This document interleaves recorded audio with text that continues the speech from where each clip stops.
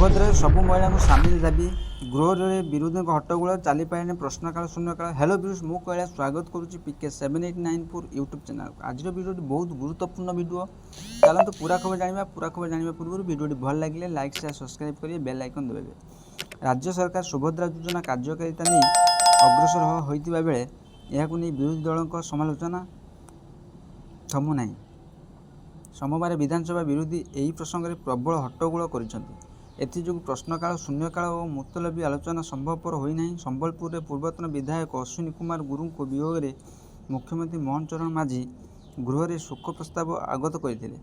ଶୋକ ପ୍ରସ୍ତାବ ପରେ ସୁଭଦ୍ରା ଯୋଜନାକୁ ନେଇ ବିରୋଧୀ ଗୃହରେ ପାଟିତୁଣ୍ଡ କରିଥିଲେ। ଏହି ଯୋଜନାରେ ସବୁ ମହିଳାଙ୍କୁ ସାମିଲ କରିବାକୁ ଦାବି କରି ପ୍ରଥମେ ଗୃହରେ ବିଜେଡି ଓ ସଦସ୍ୟମାନେ ହଟ୍ଟଗୋଳ କରିଥିଲେ।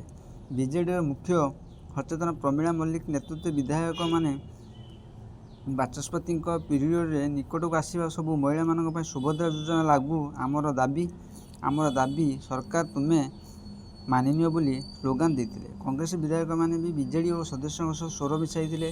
ସେ ସମୟରେ ମୁଖ୍ୟମନ୍ତ୍ରୀ ଶ୍ରୀ ମାଝୀ ବିଧାୟକ ଆଶ୍ରିତ ପଟ୍ଟନାୟକ ମୂଳ ପ୍ରଶ୍ନରେ ଉତ୍ତର ଦେଇଥିଲେ। ବିରୋଧୀଙ୍କ ହୋ ହଲ୍ଲା ଯୋଗୁଁ ପ୍ରଶ୍ନକାଳ ଚାଲି ପାରିନଥିଲା।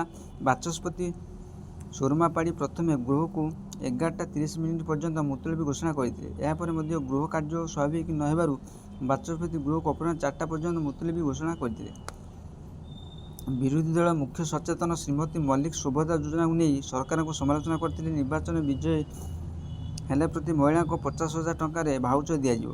2 ବର୍ଷରେ ଏହି ଭାଉଚରକୁ ସେମାନେ ଖର୍ଚ୍ଚ କରିବେ। ମହିଳାଙ୍କୁ ଏମିତି ପ୍ରତିଶ୍ରୁତି ଦେଇ ବିଜେପି କ୍ଷମତାକୁ ଆସିବା ପରେ 50,000 ଟଙ୍କା ଦଳରେ 50,000 ଟଙ୍କା।